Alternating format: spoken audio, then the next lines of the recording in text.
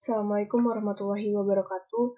Di sini saya Dita Farabila dengan NPM 20170510002 dari kelas D akan membahas tentang dinamika demokrasi di Indonesia.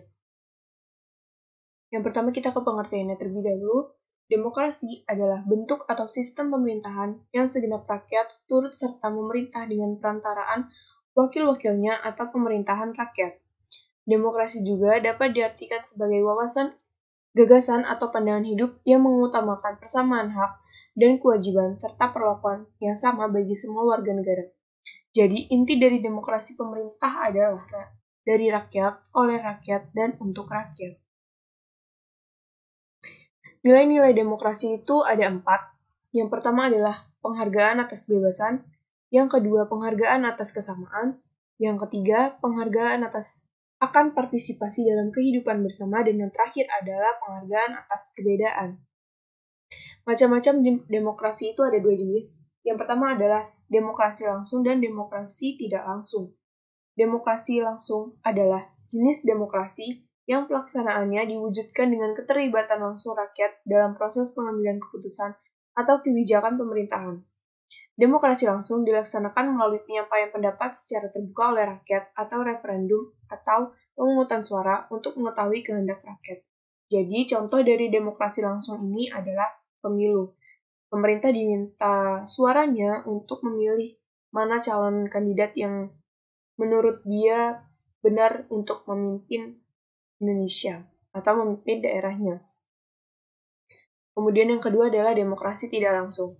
Demokrasi tidak langsung adalah jenis demokrasi yang pelaksanaannya diwujudkan dengan melalui pelibatan wakil rakyat terpilih dalam proses pengambilan keputusan atau kebijakan pemerintahan.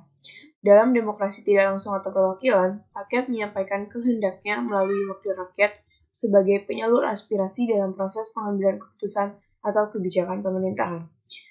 Di Indonesia sendiri, badan atau wakil rakyat yang berfungsi untuk sebagai penyalur aspirasi masyarakat adalah DPR atau DPRD, Dewan Perwakilan.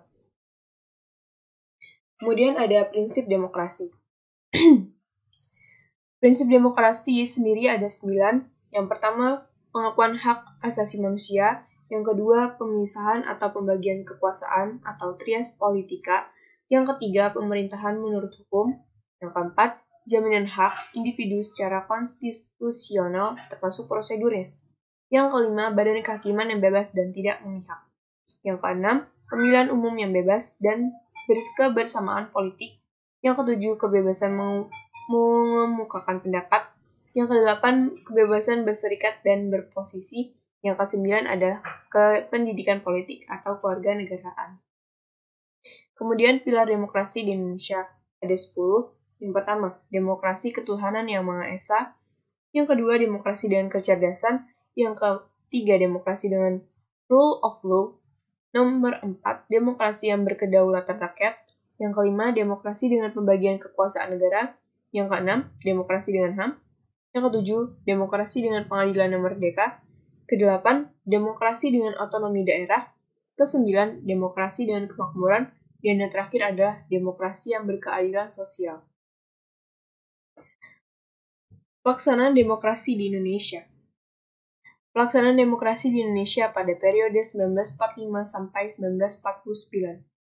Pada masa pemerintahan Revolusi Kemerdekaan ini atau pada tahun 1945 sampai 1949, pelaksanaan demokrasi baru terbatas pada berfungsinya pers yang mendukung Revolusi Kemerdekaan.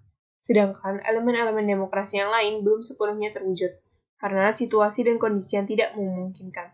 Hal ini dikarenakan pemerintah harus memusatkan seluruh energinya bersama-sama rakyat untuk mempertahankan kemerdekaan dan menjaga kedaulatan negara, agar negara kesatuan itu tetap hidup.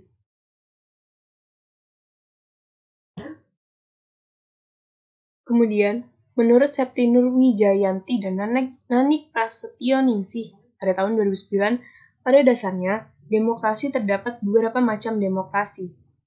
Macam-macam demokrasi yang oleh negara-negara di dunia, yaitu yang pertama adalah demokrasi parlementer. Adalah suatu demokrasi yang menempatkan kedudukan dan legislatif lebih tinggi daripada eksekutif. Jadi kepala pemerintahannya itu dipimpin oleh seorang Perdana Menteri, bukan seorang presiden.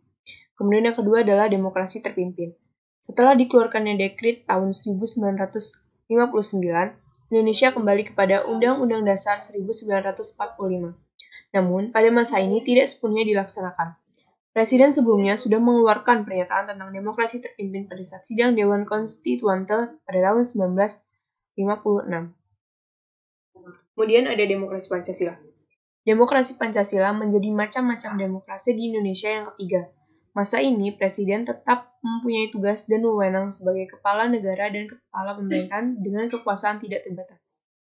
Ada konstitusi dan undang-undang yang di bawahnya membatasi. Presiden membentuk kabinet kerja yang bertanggung jawab kepadanya untuk membantu menjalankan penyelenggaraan pemerintah. Kemudian ada demokrasi Pancasila era reformasi.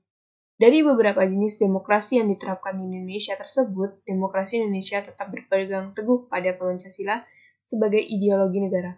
Sebagai bukti bahwa demokrasi di Indonesia masih kokoh. Sistem demokrasi ini juga diterapkan dalam kehidupan sehari-hari. Lalu, fungsi demokrasi sendiri itu apa sih?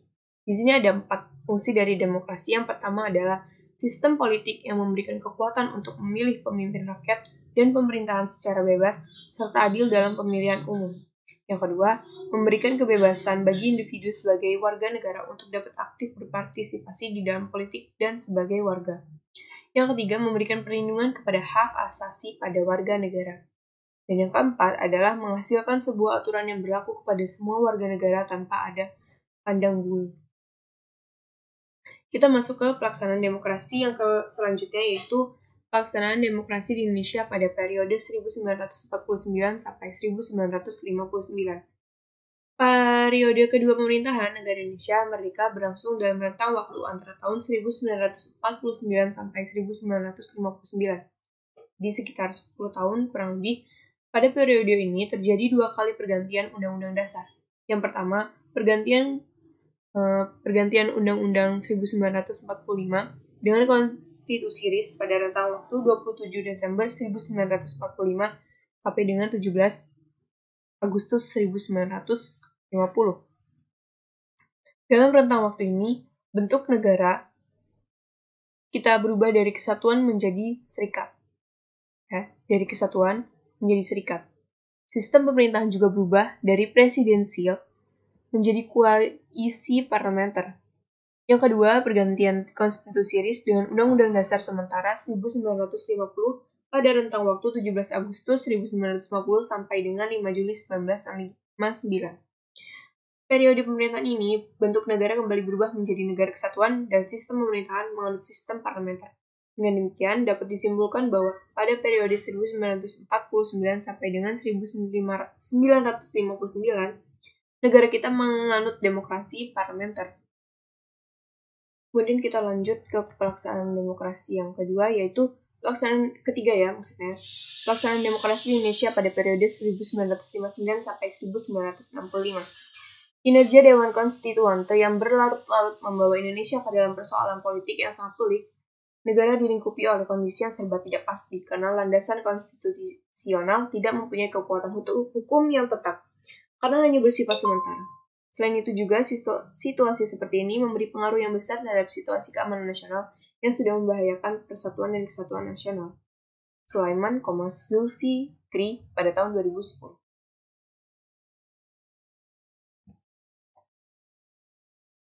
Kemudian yang keempat, pelaksanaan demokrasi Indonesia pada periode 1965 sampai 1998. Visi utama pemerintahan Orde Baru adalah melaksanakan Pancasila dan Undang-Undang Dasar Negara Republik Indonesia tahun 1945 secara murni dan konsekuen sebagai kritik terhadap Orde Lama yang dianggap telah menyimpang dari Pancasila. Era baru dalam pemerintahan yang kemudian dikenal sebagai Orde Baru dimulai setelah masa transisi yang singkat, yaitu antara 1966 sampai 1968, ketika Jenderal Soeharto dipilih menjadi Presiden Republik Indonesia. Era dengan konsep demokrasi Pancasila yang memberikan secercah harapan bagi rakyat Indonesia, terutama yang berkaitan dengan perubahan-perubahan politik, dari yang bersifat otoriter pada masa demokrasi terpimpin di bawah Presiden Soekarno menjadi lebih demokratis lagi. Kemudian yang terakhir adalah pelaksanaan demokrasi di Indonesia pada periode 1998 sampai sekarang. Demokrasi yang diterapkan pada era reformasi ini adalah demokrasi Pancasila. Setahun kemudian, yaitu pada tanggal 7 Juni 1999, dilaksanakan pemilihan umum yang demokratis. Pertama, pemilu dilaksanakan jauh lebih demokratis dari yang sebelumnya. Kemudian, sistem pemilu yang terus berkembang memberikan jalan bagi rakyat untuk menggunakan hak politiknya dalam pemilu. Bahkan dalam puncaknya, pada tahun 2004, rakyat bisa langsung memilih wakilnya di lembaga legislatif dan presiden atau wakil presiden pun dipilih secara langsung.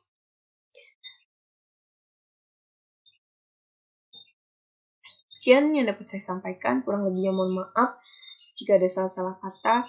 Saya akhiri, wassalamualaikum warahmatullahi wabarakatuh.